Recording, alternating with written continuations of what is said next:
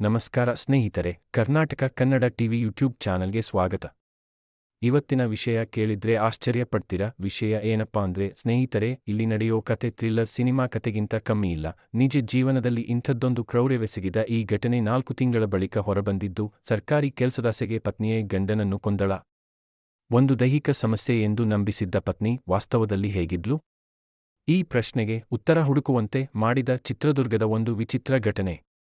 ನಂಬಲು ಕಷ್ಟ, ಆದರೆ ಈ ಕತೆ ಸುಳ್ಳು ಅಲ್ಲ. ಚಿತ್ರದುರ್ಗದ ನೆಹರುನಗರದ ನಿವಾಸಿ ಸುರೇಶ್ ಸರ್ಕಾರಿ ನೌಕರ. ಅಪ್ಪನ ಸಾವಿನ ಬಳಿಕ ಅವರ ಕೆಲಸ ಅನುಕಂಪದ ಆಧಾರದ ಮೇಲೆ ಈತನಿಗೆ ಬಂದಿತ್ತು. ಆದರೆ ಈತನ ಪತ್ನಿ ನಾಗರತ್ನ ಈ ಕೆಲಸದಾಸೆಗೆ ಸಾಕಷ್ಟು ಯೋಜನೆ ಹಾಕಿ ಕೊನೆಗೂ ಪತಿಯ ದಾರಿಯನ್ನು ಮುಚ್ಚಿಬಿಟ್ಟಳು. ಅಕ್ಟೋಬರ್ 8, 2024 ಸುರೇಶ್ ಜಾಂಡೀಸ್ ಕಾಯಿಲೆಯಿಂದ ಸಾವನ್ನಪ್ಪಿದ ಎಂದು ತಿಳಿಸಿದ ಪತ್ನಿ ಮನೆಯವರಿಗೆ ಯಾವುದೇ ಮಾಹಿತಿ ನೀಡದೆ ಅಂತ್ಯಕ್ರಿಯೆ ಕೂಡ ಮುಗಿಸಿಬಿಟ್ಟಳು. 4 ತಿಂಗಳ ಬಳಿಕ ಚಿಗುರಿದ ಅನುಮಾನ. ಇವನ ತಾಯಿ ಸರೋಜಮ್ಮ ಮತ್ತು ಅತ್ತಿಗೆ ಹೇಳಿದ ಮಾತು ಕೇಳಿದರೆ ಮೈ ಜುಮ್ಮನಿಸಬೇಕು. ನನ್ನ ಮಗ ಜಾಂಡೀಸ್ ಕಾಯಿಲೆಯಿಂದ ಸತ್ತಿಲ್ಲ, ಪತ್ನಿಯೇ ಉಸಿರು ಮುಚ್ಚಿ ಕೊಂದಿದ್ದಾಳೆ. ಗಂಡನ ಸರ್ಕಾರಿ ಕೆಲಸ ತನ್ನದಾಗಲಿ ಎಂಬ ಹಂಬಲದಲ್ಲಿ ಈ ಕೃತ್ಯ ಮಾಡಿದ್ದಾಳೆ ಎಂದು ತಾಯಿ ಲೋಕಾಯುಕ್ತ ಮತ್ತು ಪೊಲೀಸರಿಗೆ ದೂರು ಕೊಟ್ಟಿದ್ದಾರೆ.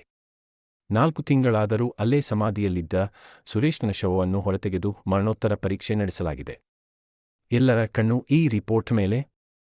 ಅವನ ಸಾವಿನ ಹಿಂದಿನ ಸತ್ಯವೇನು?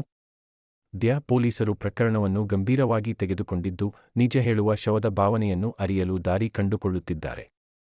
ಈ ಪತ್ನಿ ನಿಜವಾಗ್ಲೂ ಗಂಡನ ಹತ್ಯೆ ಮಾಡಿದ್ದಾಳಾ? ಸರೋಜಮ್ಮನ ಮಾತು ಎಷ್ಟು ನಿಜ? ಈ ಕೊಲೆಗಂಧದ ಹಿಂದೆ ಇನ್ನೂ ಯಾರಾದರೂ ಕೈವಾಡವಿದೆಯಾ? ಮುಂದಿನ ಅಪ್ಡೇಟ್ಸ್ಗಾಗಿ ನಮ್ಮ ಕರ್ನಾಟಕ ಕನ್ನಡ ಟಿವಿ ಯೂಟ್ಯೂಬ್ ಚಾನೆಲ್ಗೆ ಸಬ್ಸ್ಕ್ರೈಬ್ ಆಗಿ ನಿಮ್ಮ ಅನಿಸಿಕೆಯನ್ನು ಕಾಮೆಂಟ್ ಮಾಡಿ. ನಾನು ನಿಮ್ಮ ಪ್ರೀತಿಯ AI ಆಂಕರ್ ಚೇತನರಾಜ್. ಧನ್ಯವಾದಗಳು.